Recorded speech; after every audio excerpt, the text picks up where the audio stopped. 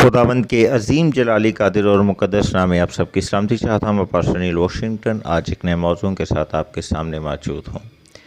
ऐ मेरे अजीज़ों, आज का हमारा टॉपिक है मिस्ट्री ऑफ प्रेयर, दुआ का राज। आज के कलाम का आगाज़ मैं एक वाक़या से करना चाहूँगा।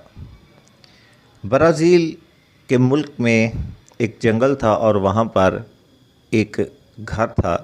उस जंगल में तो वहाँ पर उस घर में एक माँ और उसके 2 बच्चे रहते थे। एक दिन उस घर में एक शेर ने हमला कर दिया और उस शेर ने एक बच्चे को पकड़ा और उसी घर में उसे मारकर उसे खाना शुरू कर दिया।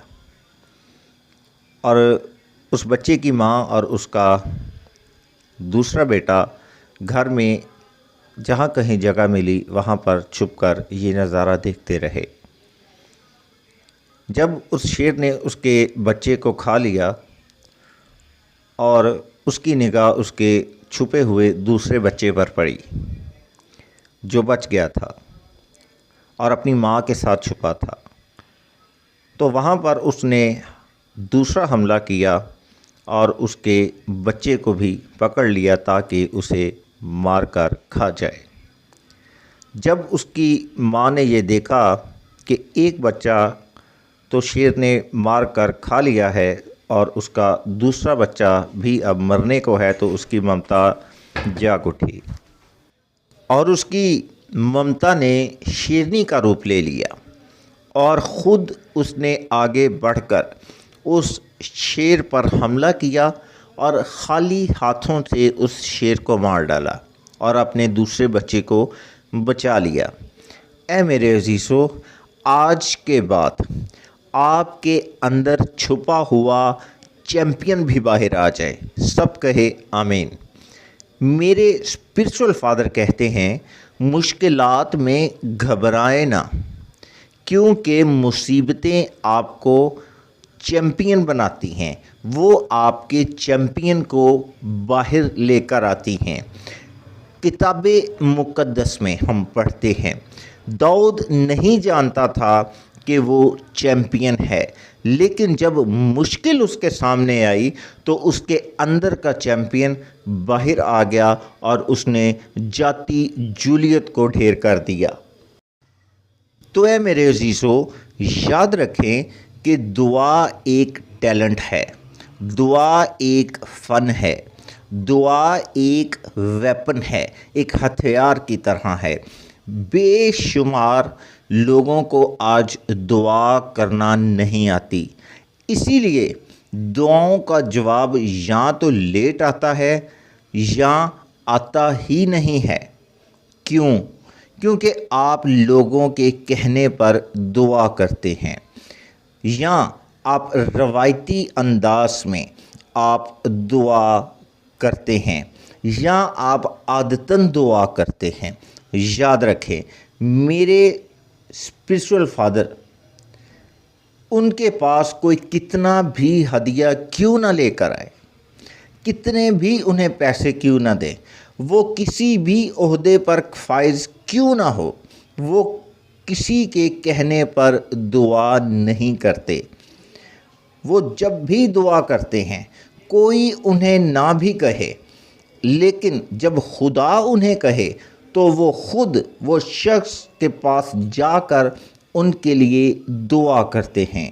ख्वाह वो शख्स उन्हें हदिया दे या ना दे, या वो उनके चर्च का मेंबर हो या ना हो, या वो उनसे दुआ की दरख्वास्त करे या ना करे, लेकिन जब खुदा उन्हें कहता है तो वो उस शख्स के लिए दुआ करते हैं और जवाब उसी घड़ी मौसूल हो जाता है। क्योंकि किताबे मुक़द्दस में लिखा है कि हाथ रखने में जल्दबाजी ना कर। खुदा खुद आपको बरकत नहीं देता, बल्कि वो किसी के वसीले से आपको बरकत देता है। खुदा ने कहा, मैं खुद उतरा हूँ ताकि इस्राएल को मिस्रियों की ग़ुलामी से रहाई दूँ। تو خدا اترا لیکن گیا موسیٰ۔ یسوع مسیح کے شاگردوں نے یسوع سے کہا ہمیں دعا کرنے سکھا۔ آج آپ کو بھی دعا کا طریقہ سیکھنا ہوگا۔ آپ دعائیں کرتے ہیں 10 منٹ، آدھا گھنٹہ، 1 گھنٹہ، اور وہ بھی اپنی ضرورتوں کو مد نظر رکھتے ہوئے۔ یاد رکھیں کہ دعا کرنے کے لیے سب سے پہلے روحانی عالم میں جانا ضروری ہے۔ دعا کرنے کے لیے پہلے آپ کو روحانی عالم، آسمانی عالم کا علم ہونا بہت ضروری ہے، کیونکہ دعائیں جسمانی عالم سے نکل کر روحانی عالم میں جاتی ہیں۔ یاد رکھیں 3 قسم کے عالم ہیں۔ پہلا نیچرل ورلڈ، دوسرا ایور لاسٹنگ ورلڈ، اور تیسرا انٹرنل ریم۔ اے میرے عزیزو، جس دنیا میں آپ رہتے ہیں وہاں جس چیز کا آغاز ہے وہاں اختتام بھی ہے۔ دوسرا، جس جگہ ابلیس رہتا ہے وہاں فرشتے رہتے ہیں، وہاں آغاز ہے مگر اختتام نہیں ہے۔ تیسرا، جہاں خدا ہے وہاں نہ آغاز ہے اور نہ اختتام ہے۔ یعنی آپ جس دنیا میں رہتے ہیں وہاں دکھ ہے، موت ہے، مایوسی ہے، تو اختتام بھی ہے اس کا۔ اور خدا جس دنیا میں رہتا ہے وہاں وقت نہیں ہے، کیونکہ وہ وقت کی قید میں نہیں ہے بلکہ وقت سے بالاتر ہے۔ تو اے میرے عزیزو، دعا کا پروٹوکول ہے۔ مثال کے طور پر ہر جگہ کا پروٹوکول الگ ہوتا ہے۔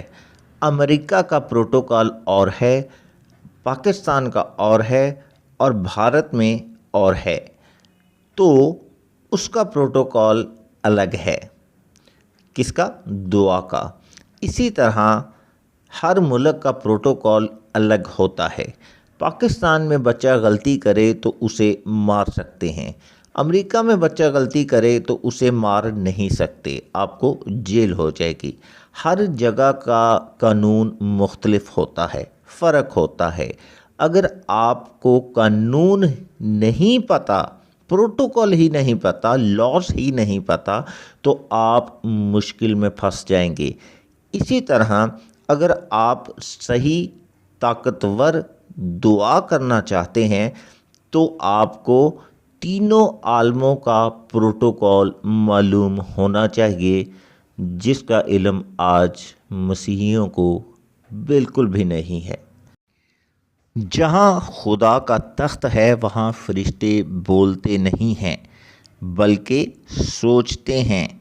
روحانی عالم کو جو لوگ جانتے ہیں جب وہ دعا کرتے ہیں وہ بڑ بڑ یا بڑ بڑ جو بھی کہتے ہیں وہ نہیں کرتے، بلکہ صرف بیٹھ کر سوچتے ہیں اور چیزیں رونما ہونا شروع ہو جاتی ہیں۔ یشوع کی کتاب اس کے پہلے باب کی تلاوت کریں۔ لکھا ہے، شریعت کی یہ کتاب تیرے منہ سے نہ ہٹے، دن رات تجھے اسی کا دھیان رہے۔ زبور 139۔ میں تیرا اٹھنا بیٹھنا جانتا ہوں، میں تیرے خیالات کو دور سے جان لیتا ہوں۔ ہمارے منسٹری کے جو فاؤنڈر ہیں ان کے پاس ایک شخص آیا، وہ شخص بہت دور سے آیا۔ اس نے کہا کہ میں دعا کروانا چاہتا ہوں۔ وہ شخص ابھی دروازے سے تھوڑا ہی اندر کمرے میں داخل ہوا تو جو ہماری فاؤنڈر ہیں منسٹری کی، ارائزن شان منسٹری کی، انہوں نے اس سے کہا کہ جا، تو جس کام آیا ہے وہ کام ہو چکا۔ وہ شخص بڑی حیرانی سے انہیں دیکھتا رہا اور وہ باہر چلا گیا۔ کچھ دیر گزرنے کے بعد اس نے بہت سے لوگوں سے گلہ کیا، بہت برا منایا، اس نے بہت زیادہ مائنڈ کیا، لیکن جب وہ شخص اپنے ہاں پہنچا جہاں کا بھی وہ تھا تو وہ کام ہو چکا تھا، اور اس شخص نے جو ہے فون پر رابطہ کیا اور اس نے کہا کہ میں جس کام آیا تھا وہ میرا کام ہو چکا ہے۔ تو اے میرے عزیزو، جب آپ رحمہ ایمان میں اس اسپرٹ میں بڑھتے ہیں تو چیزیں الگ سے لوگ گواہی میں رکھتے ہیں۔ تو اے میرے عزیزو، یاد رکھیں کہ روحانی عالم سے آپ کی سوچیں اور خیالات جڑتے ہیں۔ کچھ لوگ منفی سوچتے ہیں، کچھ منفی بولتے ہیں۔ امثال کی کتاب 23 باب 7 آیت: جیسے تیرے دل کے اندیشے ہیں ویسا ہی تیرے ساتھ ہوگا۔ اے میرے عزیزو، گنتی کی کتاب 14 باب 28ویں آیت: آپ کے الفاظ اور خیالات جڑے ہوتے ہیں۔ ایور لاسٹنگ ورلڈ کے اندر جہاں فرشتے ہیں وہاں الفاظ استعمال ہوتے ہیں۔ دانیل 10 باب 12ویں آیت: دانیل، جس دن تو نے دل لگایا۔ یہاں روحانی عالم میں الفاظ نہیں، آپ کا مائنڈ پڑھا جاتا ہے۔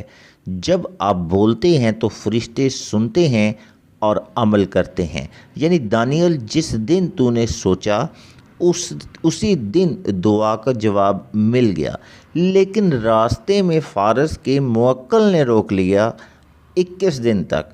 جب آپ سوچتے ہیں، دعا کرتے ہیں تو فرشتے جواب لے کر آتے ہیں، لیکن راستے میں ایور لاسٹنگ ورلڈ جہاں شیطانی فرشتے موجود ہیں جو انہیں روک لیتے ہیں، کیونکہ وہ فرشتے لڑنے والے نہیں ہوتے۔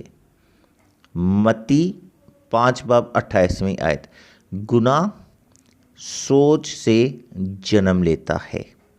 متی 1 باب 19ویں 20ویں آیت: یوسف ابھی سوچ ہی رہا تھا تو اس کے پاس جبرائیل فرشتہ آیا۔ کن لوگوں کی دعاؤں کا جواب نہیں رکتا؟ پہلا، جو روزہ رکھتے ہیں، دوسرا دعا کرتے ہیں، تیسرا جو آفرنگ دیتے ہیں۔ اے میرے عزیزو، جب آپ دعا کرتے ہیں تو اپنی سوچوں میں منفی عنصر جو ہے اسے رکھتے ہیں۔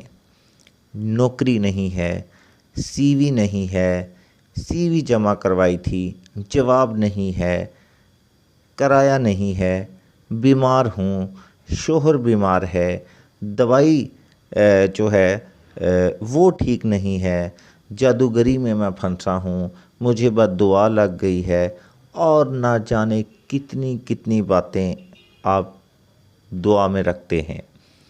آپ ایک ہی بات کو مختلف سمتوں سے، ڈیفرنٹ ڈائمینشن سے جو ہے وہ منفی طور پر سوچ کر رکھتے ہیں ایک ہی بات کو، بلکہ یہی باتیں مثبت سمتوں میں سوچیں۔ کتاب مقدس میں ایک شخص تھا، کرنیلیس۔ وہ شخص نہ تو مسیحی تھا، وہ شخص نہ یہودی تھا۔ اس نے دعا کی اور آفرنگ کا استعمال کرتا تھا۔ آج آپ بھی دعا کریں اور ہدیہ دیں، آفرنگ دیں، دے یکی دیں۔ آپ جس صورت میں بھی آپ اسے خداوند کی حضوری میں دیں گے، خدا آپ کی دعا کا جواب دے گا، اور آپ کا ہدیہ، آپ کی خیرات، آپ کا چندہ، آپ کی دے یکی، سب کچھ خدا کے حضور پہنچتا ہے۔ گویا استعمال زمین پر ہے، لیکن خدا کے حضور مقبول بھی ٹھہرتا ہے اور قبول بھی ہوتا ہے۔ اے میرے عزیزو، خدا آپ کی دعاؤں کا جواب دے گا۔ God bless you. In Jesus' name, amen.